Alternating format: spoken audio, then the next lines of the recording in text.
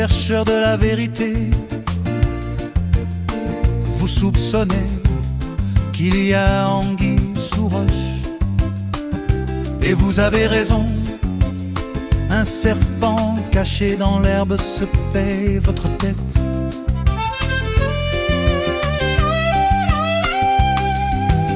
Si vous trouvez absurde la vie dans ce monde et que vous angoissez,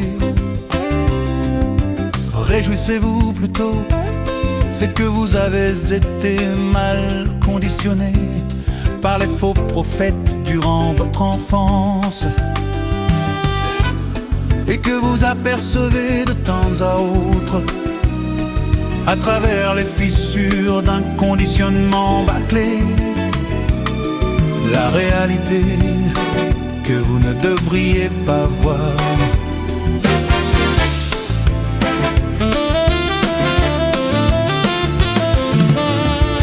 En vérité, le serpent, la plus rusée de toutes les bêtes des champs, a escamoté votre divinité afin de vous convaincre que vous descendez du singe, ou pire.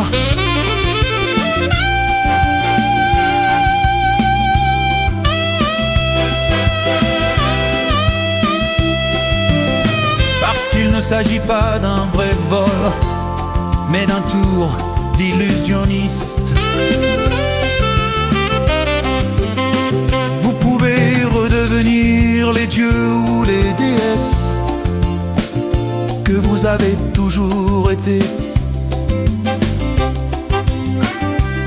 en perçant à jour les mensonges du faux prophète, de celui qu'on appelle l'Antichrist.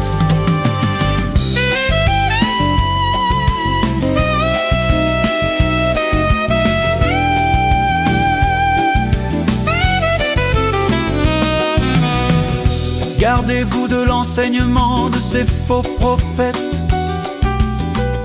de ces savants et ces intelligents, déguisés en agneaux, qui parlent comme des dragons.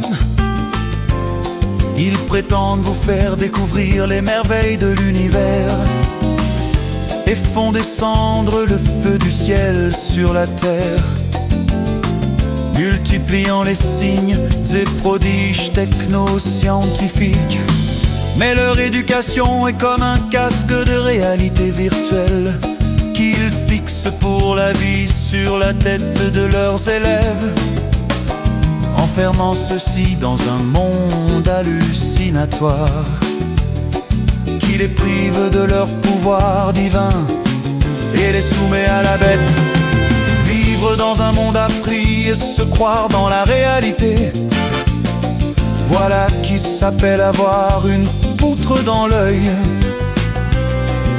On est alors comme un aveugle halluciné qui se heurte à toutes sortes d'obstacles invisibles, qui éprouve des douleurs incompréhensibles et un sentiment constant d'irréalité, toujours à la merci de n'importe quel coup du sort, jusqu'à tomber finalement dans un trou. Fin de la partie. Fin de la partie.